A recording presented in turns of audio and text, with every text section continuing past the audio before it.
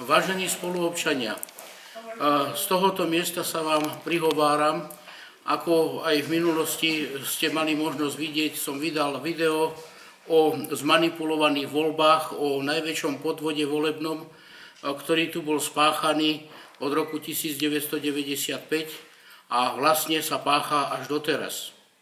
Vydal som video, vydal som svedectvo o tom, že ako sa voľby manipulujú, a je pravdepodobné, že aj teraz môžu byť zmanipulované tieto voľby v neprospech všetkých občanov Slovenskej republiky tak, ako to bolo doteraz. A preto aj nechodíte voliť, lebo toto, čo ja vlastne vydávam, vy veľmi dobre viete.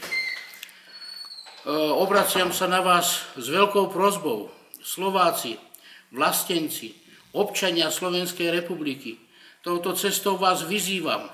Je možné, aby všetko toto sme mohli dostať do stavu takého, aby občania Slovenskej republiky už toto nemuseli znášať, ak všetci sa rozhodnete, že pôjdete do volieb.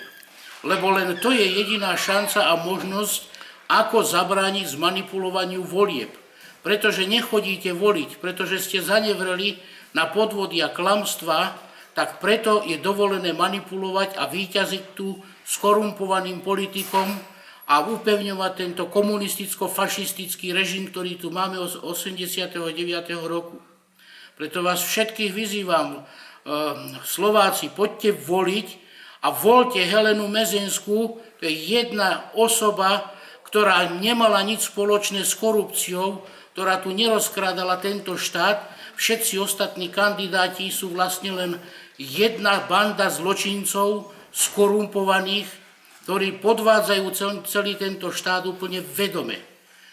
Prosím vás, buďte a stojte za svojimi občianskymi postojmi a zjednoťme sa v tomto a bojujme.